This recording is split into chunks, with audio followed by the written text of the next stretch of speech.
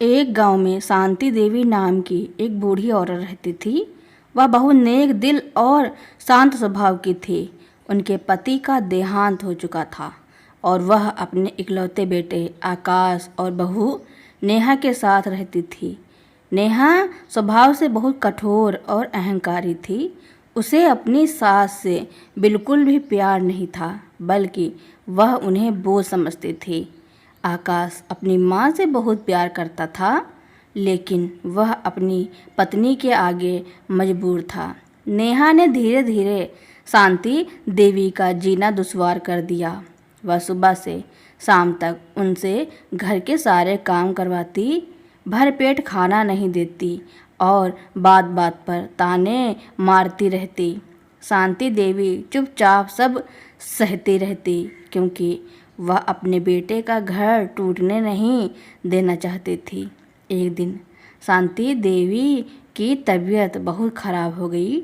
उन्हें तेज़ बुखार था और वे उठ भी नहीं पा रही थी। उन्होंने आकाश से कहा कि उन्हें डॉक्टर के पास ले जाएं। आकाश परेशान हुआ, लेकिन नेहा ने उसे रोक दिया। अभी कोई ज़रूरत नहीं है, उसने कहा। ये तो रोज़ का नाटक है, ऐसे ही ठीक हो जाएंगे। आकाश अपनी माँ की हालत देखकर दुखी था, लेकिन नेहा के गुस्से के आगे वह कुछ नहीं कर पाया। शांति देवी दर्द से कराहती रहीं, लेकिन नेहा ने उनकी ओर देखा भी नहीं। उसने उन्हें बासी रोटी का एक टुकड़ा दिया और कहा, ये खा लो और चुपचाप लेटी रहो। कुछ दिनों तक शांति देवी की हालत बिगड़ती चली गई। वह इतनी कमज़ोर हो गई कि बिस्तर से हिल भी नहीं पाती थी। नेहा को अब चिंता होने लगी कि अगर सास की मृत्यु हो गई तो गांव वाले क्या कहेंगे। उसने आकाश से कहा, अब इन्हें डॉक्टर के पास ले चलो, नहीं तो लोग बातें बनाएंगे। जब वे डॉक्टर के पास पहुँचे तो डॉक्टर ने बताया कि शांति देवी की हालत बहुत गंभीर है। उन्हें ठीक होने में समय लगेगा और उनकी उचित देखभाल की ज़रूरत है। डॉक्टर ने नेहा को समझाया कि बुजुर्गों के साथ कैसा व्यवहार करना चाहिए। अस्पताल में शांति देवी को सही इलाज मिला और धीरे धीरे उनकी सेहत में सुधार होने लगा। इस दौरान नेहा को अपनी गलती का एहसास हुआ। उसने देखा कि कैसे शांति देवी ने बिना किसी शिकायत के सब कुछ सहा था। उसे अपने किए पर बहुत पछतावा हुआ। जब शांति देवी ठीक होकर घर लौटी तो नेहा ने उनके पैर छूकर माफ़ी मांगी। उसने अपनी गलतियों के लिए पश्चाताप किया और वादा किया कि वह अब अपनी सास की पूरी सेवा करेंगी। शांति देवी ने बड़े दिल से उसे माफ़ कर दिया। उस दिन के बाद से नेहा पूरी तरह बदल गई। वह अपनी सास का बहुत ख्याल रखने लगी। उसने उनके साथ प्यार और सम्मान के साथ रहना शुरू कर दिया। घर में शांति और खुशहाली लौट आई। आकाश भी अपनी माँ और पत्नी को खुश देखकर बहुत प्रसन्न था। नेहा के इस बदलाव ने घर में एक नई ऊर्जा भर दी थी। पहले जहाँ दिन भर कलह और तनाव का माहौल रहता था, अब वहाँ हंसी और प्यार की गूंज सुनाई देती थी। शांति देवी को अब अपनी बहू में अपनी बेटी की छवि दिखाई देने लगी थी। नेहा भी अब अपनी सास को माँ से बढ़कर मानने लगी थी। आकाश, जो पहले दोनों के बीच फंसा हुआ महसूस करता था, अब सबसे ज़्यादा खुश था। उसने अपनी आँखों से अपनी माँ को दुख सहते देखा था और अब वह अपनी पत्नी को अपनी माँ की सेवा करते देख रहा था। यह उसके लिए किसी सपने से कम नहीं था। नेहा ने अपनी सास के खाने पीने का पूरा ध्यान रखना शुरू कर दिया। वह उनकी पसंद का खाना बनाती, उन्हें समय पर दवाइयाँ देती और हर छोटी बड़ी बात का ख्याल रखती। शांति देवी को अब घर के किसी काम में हाथ लगाने की ज़रूरत नहीं पड़ती थी। नेहा ने सारी जिम्मेदारी अपने कंधों पर ले ली थी। गांव के लोग भी नेहा के इस बदलाव को देखकर हैरान थे। जो नेहा कभी अपनी सास को सताने के लिए बदनाम थी, वही अब उनकी सेवा में लगी रहती थी। लोग उसके बदल जाने की मिसाल देने लगे। समय बीतता गया। कुछ सालों बाद आकाश और नेहा के घर एक बेटी का जन्म हुआ। रिया अपनी दादी शांति देवी को देखकर बहुत खुश हुई। उन्होंने अपनी पोती को खूब लाड़ प्यार दिया। नेहा ने भी अपनी बेटी को अपनी दादी का सम्मान करना सिखाया। उसने अपनी बेटी को बताया कि कैसे उसने पहले अपनी दादी के साथ बुरा व्यवहार किया था और कैसे उसने अपनी गलती का एहसास करके अपनी सास का दिल जीता। यह कहानी गांव में एक सीख बन गई। लोग अपनी बहुओं को नेहा का उदाहरण देते और कहते कि कैसे एक कठोर दिल भी प्यार और पश्चाताप से बदल सकता है। शांति देवी और नेहा का रिश्ता अब केवल सास बहू का नहीं, बल्कि माँ बेटी का रिश्ता बन गया था, जो प्यार, सम्मान और समझ पर आधारित था। इस तरह बूढ़ी सास और अत्याचारी बहू की कहानी का अंत सुखद हुआ, जहाँ पश्चाताप और प्रेम ने एक बिखरे हुए परिवार को फिर से जोड़ दिया। शांति देवी और नेहा का रिश्ता अब सिर्फ घर तक ही सीमित नहीं था, बल्कि उनकी कहानी पूरे गांव के लिए एक मिसाल बन चुकी थी। जब भी किसी घर में सास बहू के बीच अनबन होती तो बड़ी बुजुर्ग नेहा के बदलाव का उदाहरण देते।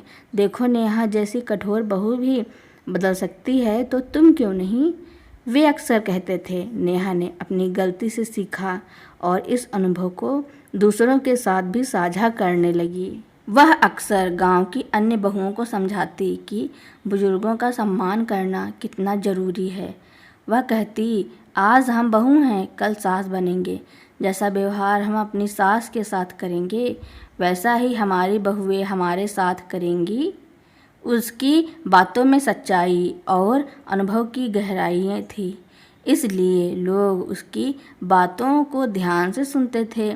आकाश और नेहा की बेटी रिया भी अपनी दादी शांति देवी की लाडली थी। रिया ने अपनी माँ से सुना था कि कैसे उसकी माँ ने पहले अपनी दादी को सताया था, लेकिन बाद में अपनी गलती को सुधारा।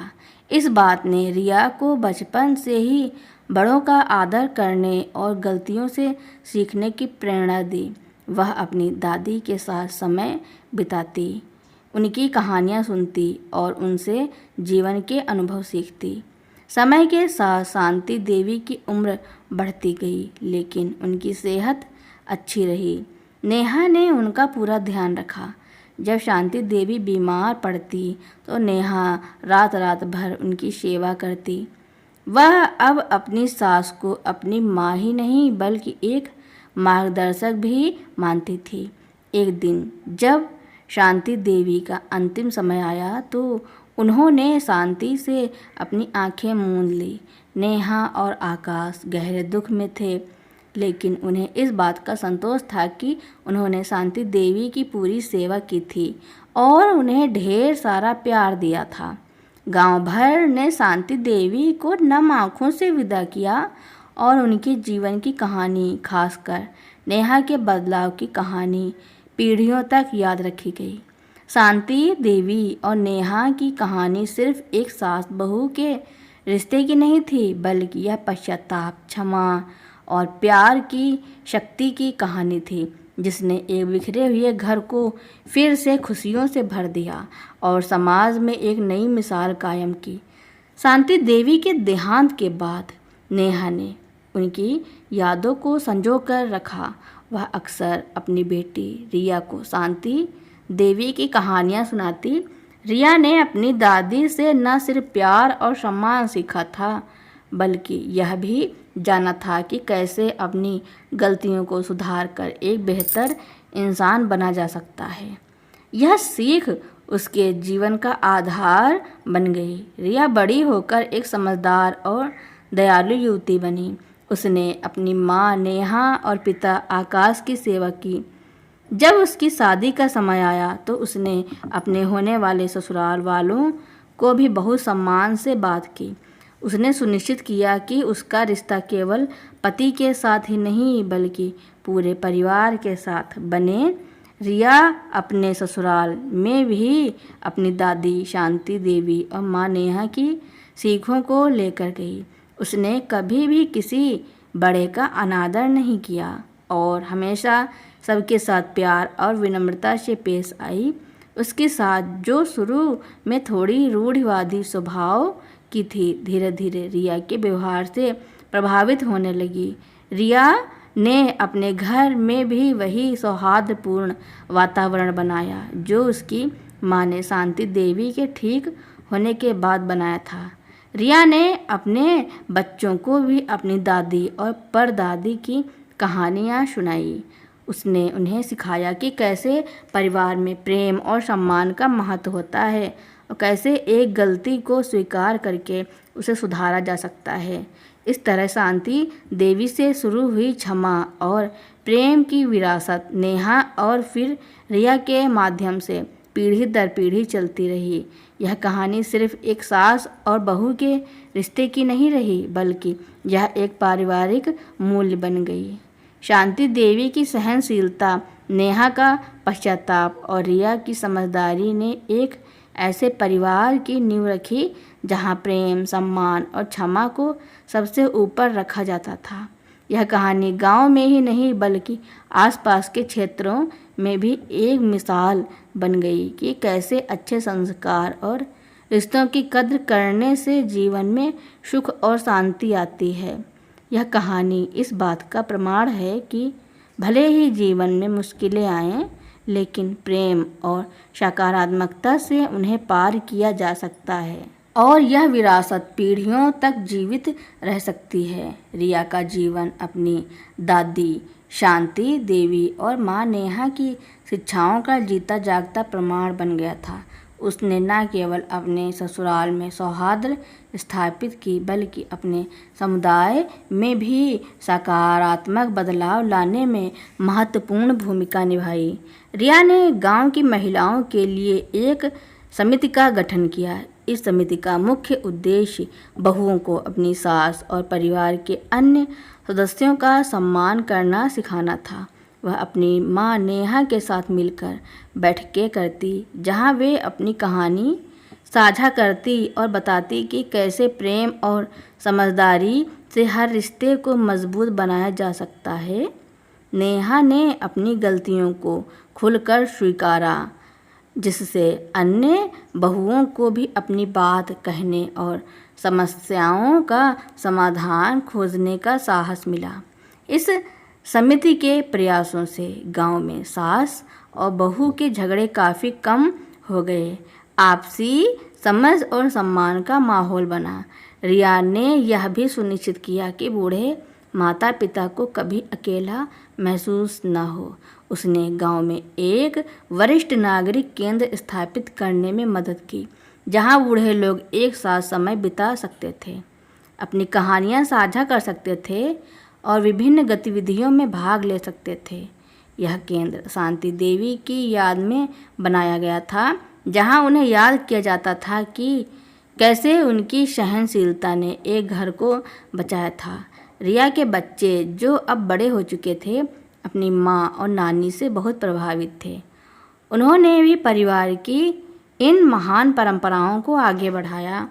उन्होंने समाज सेवा में भाग लिया और हमेशा दूसरों के प्रति दयालु और सम्मानजनक रहने का प्रयास किया।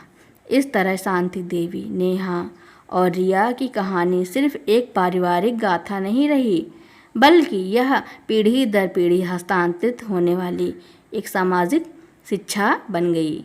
यह सिखाती है कि कैसे एक छोटी सी शुरुआत जिसमें पश्चाताप, क्षमा और प्रेम शामिल हो पूरे समाज को बदल सकती है और स्थायी खुशियाँ ला सकती है। इस गांव में आज भी लोग कहते हैं अगर हर घर में शांति देवी, नेहा और रिया जैसी आत्माएं हों तो स्वर्ग धरती पर उतर आएगा। शांति देवी, नेहा और रिया की कहानी अब केवल गांव की सीमा तक ही सीमित नहीं रही, यह दूर दूर तक फैल चुकी थी और लोग इसे एक प्रेरणादायक लोक कथा के रूप में सुनने लगे थे। विभिन्न गांवों से लोग रिया की समिति की बैठकों में शामिल होने आते ताकि वे आपसी रिश्तों को बेहतर बनाने के तरीके सीख सकें। रिया की बेटी प्रेरणा ने भी इस विरासत को आगे बढ़ाया। प्रेरणा ने पत्रकारिता की पढ़ाई की और उसने अपनी दादी, परदादी और अपनी माँ के जीवन की कहानी को किताब का रूप दिया। इस किताब का नाम था प्रेम और क्षमा की अमर गाथा। किताब ने लोगों के दिलों को छुआ और जल्द ही एक बेस्ट सेलर बन गई। यह किताब सिर्फ एक कहानी नहीं थी, बल्कि यह रिश्तों को निभाने, गलतियों से सीखने और क्षमा करने का एक व्यवहारिक मार्गदर्शक थी। किताब के माध्यम से शांति देवी की सहनशीलता, नेहा का पश्चाताप और रिया का अथक प्रयास लाखों लोगों तक पहुंचा। लोग अब केवल सास बहू के रिश्तों में ही नहीं, बल्कि अन्य पारिवारिक और सामाजिक संबंधों में भी सुधार लाने के लिए इस कहानी से प्रेरणा लेने लगे। स्कूल और कॉलेजों में भी इस कहानी को नैतिकता और मानवीय मूल्यों के पाठ के रूप में पढ़ाया जाने लगा। इस कहानी ने समाज में एक सकारात्मक क्रांति ला दी थी। लोगों ने समझा कि कोई भी रिश्ता इतना टूटा हुआ नहीं होता है कि उसे प्यार, समझ और क्षमा से ठीक ना किया जा सके। शांति देवी की साधारण जिंदगी एक असाधारण मिसाल बन गई, जिसने पीढ़ियों को यह सिखाया कि सच्ची शक्ति नफरत में नहीं, बल्कि प्रेम और सद्भाव में निहित है। तो दोस्तों, यह कहानी सुनने के लिए आपका बहुत बहुत धन्यवाद। ऐसी ही कहानियाँ सुनने के लिए मेरे चैनल को लाइक, कमेंट, शेयर, सब्सक्राइब एवं बेल आइकन का बटन दबाना ना भूलना, ताकि मेरी नई नई कहानियाँ आप तक पहले ही पहुँचती रहें।